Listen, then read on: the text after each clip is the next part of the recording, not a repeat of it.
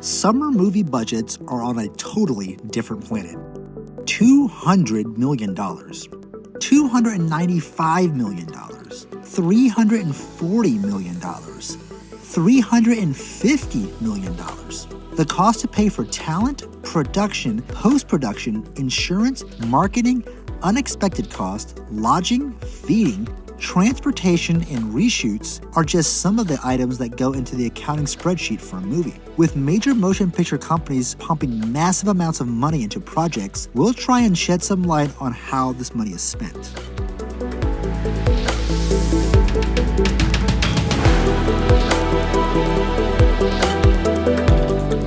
A couple of housekeeping notes real quick. 1. In this video, when the term movie studios is used, it will reference the Big Six. This is because the majority of popular films released in the West are connected in some shape, form, or fashion to them. This is not to say other smaller companies don't have similar practices to pay for movies, but for the ease of understanding for everyone, we'll be using the Big Six alongside some bigger name recognized movie franchises. 2. The information contained within this video is not the way budgeting and accounting occurs for all movies, but rather a generalized way of how things work. And finally, movie budgets are typically shrouded in secrecy. A lot of the budget numbers you see online are estimates from journalists. Unless there's a leak from within, usually the production budget you see online is just an estimation from an industry expert or journalist, not from the studio. The development stage is the first step in film production. This phase of the production process includes fleshing out the story, writing a draft of the script, and figuring out the baseline finances and logistics of a project. Depending on the type of film being made, the popularity of the names involved, and interest from a studio, development can last anywhere from a few months to a few years.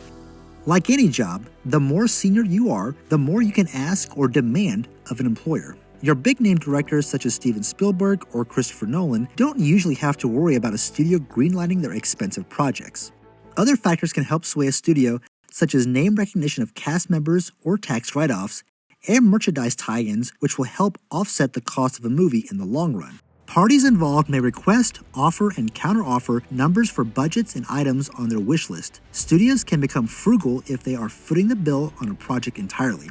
However, if another studio jumps on board to assist in the production, then they might be enticed to pony up a few more dollars since someone else is helping to foot the bill and sharing the risk. After getting the thumbs up, producers and directors get to work delegating their staffs for location scouting, building of sets, costume creation, equipment rentals, lodging reservations, and the list goes on. The problem for modern-day movie making by big studios is there are so many intricacies and factors that not everything can be easily accounted for 100% upfront, and which is why most movies are given a discretionary fund in some way to help account for unforeseen circumstances. And speaking of equipment, let's pause real quick to talk about Audio-Engine. Audio-Engine is a speaker company specializing in premium, high-quality speakers that don't break the bank. They're highly rated on every platform and are made in the US. If you're in the market for new desktop speakers, consider getting a pair from Audio-Engine, and be sure to check out my review on their A5 Plus model. Studios will usually create a fake production company and set up a production office. This part is done for the previous mentioned tax incentives. A lot of big-name movies have been made under fake movie companies around the world for their tax write-off saving abilities and to allow secrecy during production from pesky journalists and fans. A great example of this was for Jurassic World Dominion, in which Universal Studios created the fake studio under them called Arcadia Pictures Limited, which was based in the UK, where a lot of principal production and photography took place. Studios tend to absorb the cost of individual pictures in their overall expenses during their annual accounting procedures and don't itemize them in public filings, as can be seen in this Universal Studios SEC filing. However, the cost of movies can be found out sometimes through these fake studios depending on where they're made.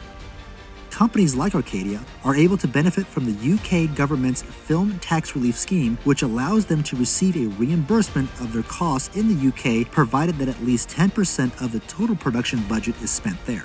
The reimbursement is funded by taxpayers and can only be paid to UK companies which handle all aspects of the movie-making process, which is why Arcadia was made in the first place. Since Arcadia is a company of Universal Studios, Universal will reap the benefits in the long run. Check out this interactive map from Media Services about how each U.S. state racks and stacks when it comes to the filmmaking tax incentive market. Creative accounting is why studios can claim movies lose them money on balance sheets, all the while turning massive profits down the road. A famous case of this was Harry Potter and the Order of the Phoenix back in 2007, when Universal Studios claimed a loss on the movie despite it making almost $1 billion just at the box office by the end of its theatrical run, not adjusted for inflation. You can find out more detail about this story by following a link in the description. Getting back to pre-production though, the process involves finalizing the script, hammering out a more definitive budget, acquiring the necessary sound stages or obtaining permits for on-site shooting locations, and auditioning actors. Additionally, key parts of the director's staff will be finalized, such as the director of photography, maybe certain members of the production team, unit production managers, costume designers, and others. You think that's a lot? Well, also during pre-production, insurance is purchased to cover the liabilities, equipment, and other potential risks during production. While all this is happening, each department is working with producers, managers, and supervisors to break down what each section needs to complete in order to properly meet the director's vision. Additionally, secondary compensation is paid out to certain individuals who may have their businesses impacted by filming. Do you think that pre-production costs have been finalized? Well, they haven't. Script development, such as acquiring rights, are worked into the budget, legal fees are considered, storyboarding and or pre-visualization for the entire movie or maybe just some key parts, concept art and design for particular characters or costumes, and let's not forget, actors and crews still need to be paid. Minus a few smaller items here and there, all of that is just what goes into pre-production, and as you can imagine, it costs a lot of money. Next comes the actual production of the movie. Principal photography costs a pretty penny. Rental fees for shooting in various locations, set construction and design to include props and costumes, transportation costs for all of the cast, crew and equipment, stunts and special effects, and of course catering meals for everyone involved. An honorable mention goes to the porta-johns on sets. Depending on several factors, filming during production can last anywhere from a couple of weeks to months.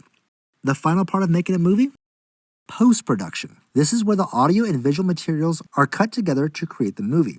An editor or a small team of editors assembles the footage shot by shot, adds in music, sound, and visual effects. While that sounds simple, post-production can have a plethora of steps that can rack up the cost of a movie. For instance, automated dialogue replacement, known as ADR, can require an actor to come into a sound studio and revoice lines from a movie due to the audio on set not being captured at the desired quality. Foley sound artists watch a cut of the movie to create sound effects for scenes. Depending on the project, a small army of visual effects artists work behind the scenes to create all of the computer-generated images. A music conductor will also receive a cut of the movie and begin scoring the music soundtrack.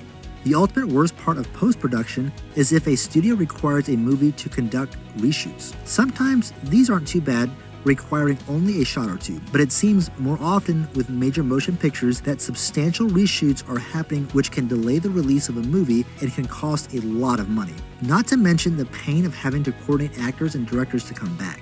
Reshoots can also occur if test screenings of a movie don't go quite the way the studio had hoped. If test screenings are so bad, studios have been known to scrap movies or bring in new creative management to course correct. As you can imagine, that costs even more money. With hundreds upon hundreds of people involved in major motion pictures, numerous filming locations worldwide, big-name actors attached, practical and special effects involved, it's no wonder that some movies cost a fortune to make. And this is just to make a movie. Once the movie is made, marketing and distribution of the movie still has to occur. While the marketing budget is separate from the production budget, it's worth mentioning because marketing and distributing a movie can cost a sizable amount. Box office returns factor into whether a movie is profitable and in turn will affect budget sizes for sequels down the road, if sequels happen at all. Marketing goes toward printing and displaying billboards, posters, cardboard cutouts, ads on TV, radio, and the internet, publicity tours of the main cast and crew, negotiations between the studio and theater chains for release windows for international markets, merchandise tie-ins, just to name the big things. What are your thoughts on movie budgets? Have they ballooned way out of proportion over the last few years, or are they about what you expect? What are some good and bad examples of blockbuster movie budgets?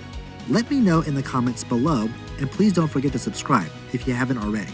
This is Movie University, Education in Cinema.